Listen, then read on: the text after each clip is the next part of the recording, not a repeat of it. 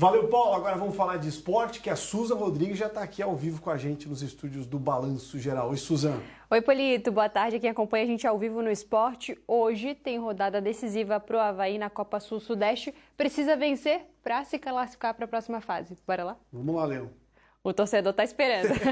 A gente começa então com o destaque do Avaí, isso porque o Leão da Ilha entra em campo hoje às 9h30 da noite contra o Sampaio Corrêa. Informação na tela dessa rodada, sexta rodada da Copa Sul-Sudeste. Essa aqui é a última rodada e por conta disso o Avaí precisa vencer para garantir aí uma classificação para a próxima fase. Claro que o Leão da Ilha depende de outros resultados, mas a vitória é muito importante nessa partida. Por isso, o Cláudio Caticarte já está aqui com a gente para falar sobre a equipe da capital. A gente sabe que a maioria dos times da Copa Sul-Sudeste optaram por times alternativos, ou sub-20, ou até o próprio time reserva, priorizando o desempenho no Campeonato Brasileiro. Mas o Avaí não começou bem na Copa Sul-Sudeste e nos últimos 2 jogos, vitória. A gente pode esperar aí um bom resultado do Leão? Boa tarde, Cláudio. Boa tarde, Susan. Boa tarde a todos que nos acompanham aqui no Balanço Geral. Não tem outra saída, é vencer ou vencer. O Avaí precisa vencer o Sampaio Corrêa do Rio de Janeiro. Não é aquele Sampaio Corrêa do Maranhão, não, viu? O Avaí precisa trazer uma equipe forte hoje e, claro, mesmo com um time alternativo, um time reserva que vem utilizando o Cauã de Almeida, porque tem jogo domingo da Série B, o Fortaleza, líder da competição. E não tem problema, o Avaí tem jogado com alguns jogadores reservas com potencial de se tornarem titulares nas 2 últimas partidas que venceu, que foi o Caxias e o próprio Novo Horizontino. As equipes têm utilizado equipes alternativas, mas o Avaí tem a possibilidade de um sorriso inicial hoje, um jogador que vem entrando bem na Série B. O Wallace França, que foi expulso na última partida da B, está fora do domingo, deve iniciar também como titular, é o artilheiro do Avaí na Série B e também pode vir alguns jogadores que vêm disputando a Série B como titular, de repente dando um pouco mais de ritmo aí ao Daniel Penha, que teve um período afastado por lesão.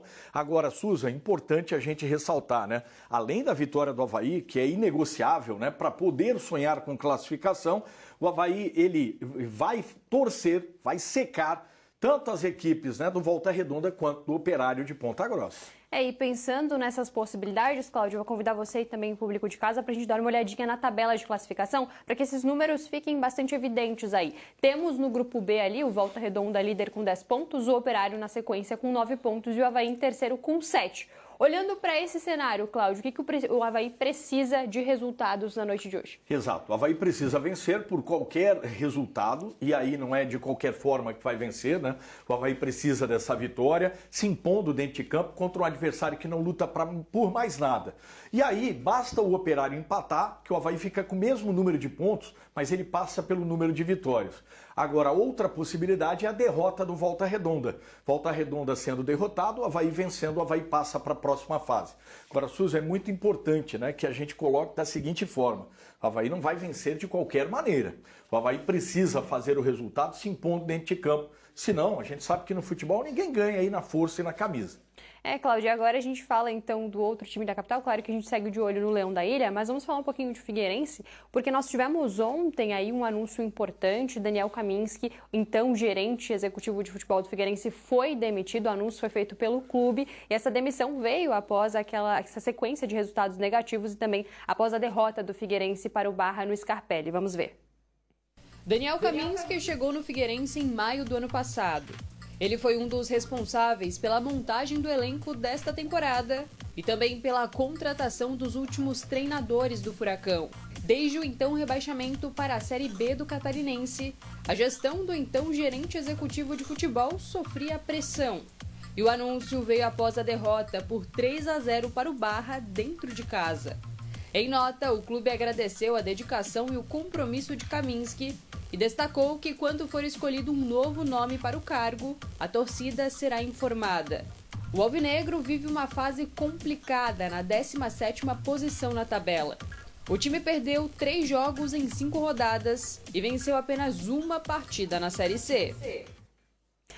Cláudio, essa foi uma queda inevitável diante da crise do Figueirense, né? Inclusive o Kaminski teve participação em decisões importantes para essa má fase aí do time, inclusive a montagem do elenco de 2026. Então era previsto essa demissão?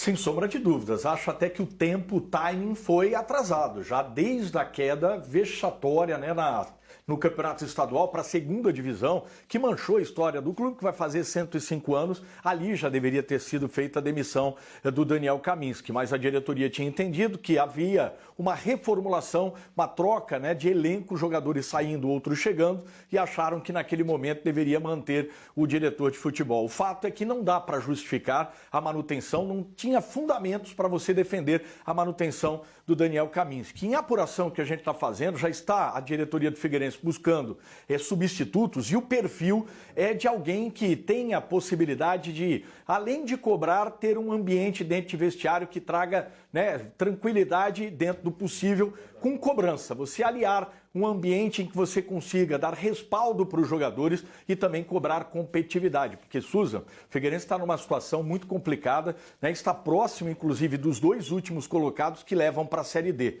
Então, a ação é rápida. O nome de Túlio Lustosa, o Túlio Guerreiro, que foi volante aqui do Figueirense, capitão no Goiás, no Botafogo, também estava, né, agora como diretor e gerente de futebol lá na Tombense. É um nome que agrada a diretoria e vamos ver o que vai acontecer nas próximas horas. Ó, já temos aí em primeira mão, então, um possível nome para ocupar o lugar de Daniel Kaminski, que a gente segue de olho. Cláudio, amanhã você está de volta, espero que com boas notícias do Avaí. Pois é, além do dentro de campo, vai tentando essa classificação, os bastidores. Tem empresário possível investidor, o Mike Melby, da Sunday Ventures, está em Florianópolis. Quem sabe a gente tem avanços sobre a SAF do Avaí. Então, até amanhã, Cláudio, muito obrigada. A gente espera com outros destaques dos times da capital. Até mais. E a gente, claro, segue de olho. É importante que a partida de hoje o Avaí vença. A gente vai acompanhar tudo de pertinho. Amanhã no SC no Ar, nas primeiras horas da manhã, a gente traz os destaques e no balanço geral com a repercussão e Cláudio Caticati comentando essa partida. Polito, esses são os destaques do esporte de hoje. O torcedor hoje precisa torcer pelo Avaí e secar os outros times também para garantir a classificação. Respira fundo, reza bastante que vai dar tudo certo. Obrigado, Silvio. Vai dar tudo certo. Obrigada. Até amanhã, Polito. Até amanhã, se Deus quiser.